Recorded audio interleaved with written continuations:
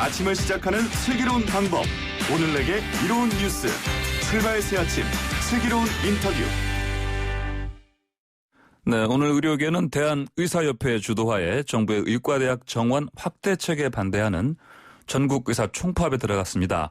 지금 이 시간엔 대한가정의학회 코로나 대응 TF에서 오셨던 신현영 더불어민주당 의원이 지금 스튜디오에 나와 계십니다. 신 의원님 안녕하십니까? 안녕하세요. 네. 자, 신 의원께서는 대한의사협회 대변인도 맡으셨고 또 지금은 여당 국회의원이십니다.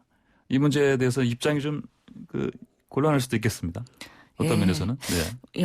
매우 중요하면서도 사실 어려운 문제이기도 합니다. 이게 단시간에 해결될 수 있는 부분은 아니기 때문에 그동안 의료계랑 정치권 그리고 정부에서 상당히 많은 소통을 통해서 이런 정책들을 수립했으면 가장 좋았을 텐데 하는 아쉬움은 있고요. 앞으로 그래도 지금 코로나가 장기화되면서 우리 국민들께서 공공의료 인력 어떻게 확충할 것이냐에 대한 고민을 하고 계시는 부분 있는 만큼 이번 파업을 계기로 조금 더 나은 결과를 도출하는 하나의 또 계기가 될 수 있지 않을까 하는 또 생각도 해봅니다. 예, 알겠습니다. 자, 지난 7일에는 이제 인턴 또 레지던트 같은 대학병원 전공의들이 하루 파업이지 않습니까? 근데 이제 오늘은 대한의사협회 집단 휴전입니다. 자, 진료 공백이 좀 당연히 우려되는데 어떻습니까? 예, 걱정스럽습니다. 사실은 국민들이 의료를 이용하는 데 있어서 불편을 겪으실 거라고 걱정되는 부분은 있는데 그래도 지금 병원 같은 경우에는 필수 진료과 즉 응급실이나 중환자실 그런 것들에 대해서는 정상적으로 돌아갈 수 있도록 교수님들이 다 커버를 하실 예정이기 때문에 지금으로서는 전공의 중심의 그런 파업이 될 것 같기 때문에 그리고 하루이기 때문에 우선은 감당이 가능하지 않을까 싶고요. 이번에 오늘은 개원과도 같이 참여를 하기 때문에 지금 보고되는 바로는 한 25%가 개원 의원급에서 휴진이 된다고 하는 만큼 국민들께서 의료 방문을 하실 때는 조금 미리 확인을 하시고 가시는 게 나을 것 같다는 생각합니다. 아, 네. 일반 청취자들을 위해서 이 전공이 정확하게 어떤 건지 좀 정의 좀 간단히 좀 해주시면. 예, 저희가 의사가 되는 과정에서는 의과대학 6년 이후에 인턴 과정과 그다음에 내가 전공 과목 예를 들어 내과, 외과, 소아과 등의 3, 4년의 그 수련 과정이 있습니다. 레지던트라고 보통 부르죠. 그렇기 때문에 대학병원, 수련병원에서는 주로 인턴과 레지던트들이 많은 일을 하고 있는데 이들이 지금 파업의 현장에 있을 예정인 것이죠. 그다음에 전문의.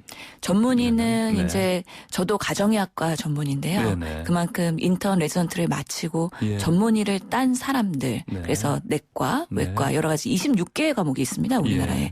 그 전문의들은 보통은 대학병원에서는 이제 강사나 아니면 교수 요원으로 활동을 하게 되고 개원과에서도 우리나라는 한 90%가 전문의들이 활동을 하고 있는 것으로 알고 있습니다. 그래서 오늘은 이제 지난 7일 하루 파업했던 전공의 그리고 전문의도 함께 집단 휴진하는 그런 날로 예상되겠습니까? 예, 전문의는 대학병원이나 병원급에서는 아마 동참하지는 않을 것 같고요. 일반 개원과 의원급에 계시는 전문의들 그리고 의원급에서는 또 일반의 그러니까 면허를 가지고 계시면서 전문과정 안 하신 분들도 있기 때문에 아마 동참할 가능성이 높다고 보입니다. 네. 자, 의협에서 4대 악 의료 정책이라고 반발하고 있는 부분이 있습니다. 복지부가 내세운 의대 정원 확대. 이게 가장 큰 화두일 것이고, 그다음에 공공의대 설립 이를 위해서 또 한방 첩약 급여화, 그다음에 비대면 진료 육성 정책 이게 다 4대 악이라고 이렇게 반발하고 있습니다.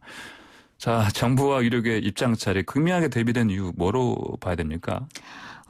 실제로 이런 이슈들이 첨예한 갈등을 가져올 수 있는 여러 가지 직역 간의 그런 다른 의견들이 가져올 수 있는 문제들이긴 합니다. 실제로 보면은 정말 공공의료의 필수 인력을 확대하겠다. 이렇게 우리가 국민들 그리고 의사들도 공공의료 강화 필요하다. 그리고 정부도 필요하다고 생각하지만 그 방법론상의 차이라고 보이는 것이죠. 실제로 그러면은 공공의료를 하는 의사들을 늘리기 위해서 의사 수를 늘릴 것이냐. 아니면 기존의 의사 인력을 어떻게 활용을 해서 공공의료로 유도를 할 것이냐. 이런 방법론상의 차이가 되는 거고요. 실제로 의료라는 것이 워낙에 복잡하고 전문적이기 때문에 단순하게 평가를 하고 결론을 내기가 어려운 부분이 있는데요. 그럼 정말 우리나라의 의사가 부족하냐. 아니면 오히려 과잉이냐 예. 이런 논의조차도 아직까지는 합의가 되고 있지 않는 부분이기 때문에 예. 여러 검토 보고서를 통해서 정책을 만들 수밖에 없고요. 예. 그런 부분에 있어서 의료계가 동의 못하는 부분이 있는 것으로 보입니다. 예, 그렇군요. 자, 그런데 이제 이렇게 뭐 4대 악이라면서 이렇게 반대하는 의료계 향해서 뭐 일반 시민들 사이에서는 이게 뭐 흔히 나오는 얘기도 한데 이런 이제 파업이 나올 때마다 이거 직업 이기주의 아니냐. 예, 이런 시선도 있습니다. 어떻게 보십니까? 예, 실제로 제가 의사협회 대변인 할 때도 예. 여러 가지 의사협회에서의 메시지를 낼 때 이게 정말 국민을 위한 것이냐 아니면 여러 가지 다른 해석이 될 수 있느냐에 대한 메시지 방법에 대해서도 고민을 많이 한 바가 있습니다. 네. 실제로 오늘 파업을 한다 그러면 국민들은 많이 불편하실 거고요. 네. 코로나 상황에서의 이런 의료의 중요성을 인지하고 계시는데 어떻게 보면은 마음이 불편하실 수도 있을 것 같다는 생각이 듭니다. 예. 하지만 이렇게 의사들이 왜 반대하는지에 대해서 조금 더 네. 깊게 이해를 하고 들여다본다고 하면은 결국에는 우리가 의사를 10년간 4,000명 확대할 때 네. 이것이 국민들한테 득이 되는 방향으로 가야 될 텐데 의료계에서 걱정하는 것은 그런 것이죠. 의사들이 많아지면 또 의료 과잉이나 아니면 의료 재정의 악화가 있을 수 있기 때문에 이게 과연 현명한 방법이냐에 대해서 다시 한번 생각하자라는 의미거든요. 예, 예. 그렇기 때문에 국민들에게 이런 부분에 대해서 왜 의사들이 반대하는지 그리고 이게 집단 이기주의가 아니라 우리나라의 대승적인 보건의료 정책의 방향 설정에서 매우 중요하다는 거를 네. 좀 더 피력하고 설득하지 않으면 네. 아마 국민들께서 동의하기는 쉽지 않으실 거라고 생각이 듭니다. 예. 자, 또 공론화 없이 너무 성급하게 민주당에서 추진한 거 아닌가 뭐 이런 또 비판도 있습니다.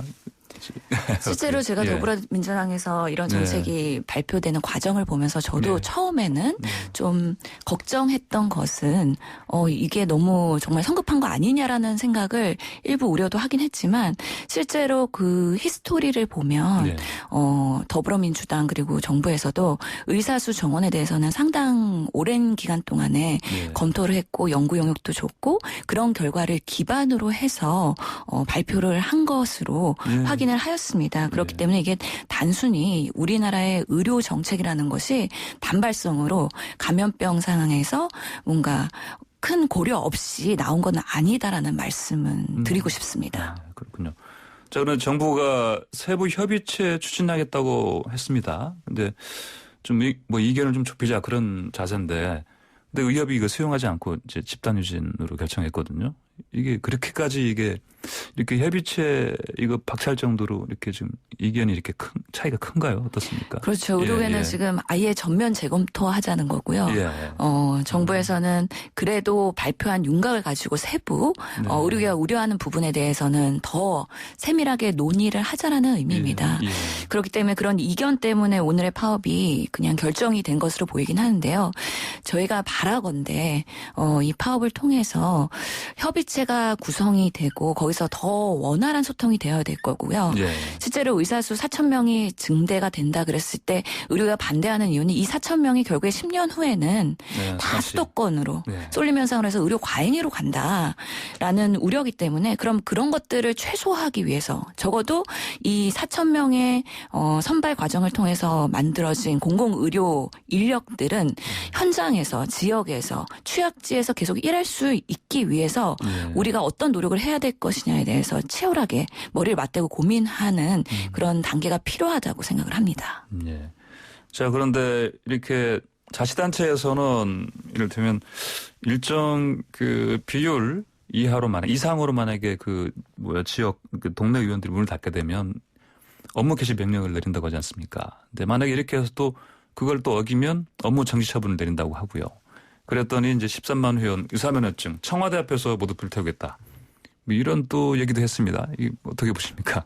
예, 선언적인 얘기라고 보고요. 선언적인 실제로 얘기다. 예. 구현되지 않았으면 하는 바람입니다.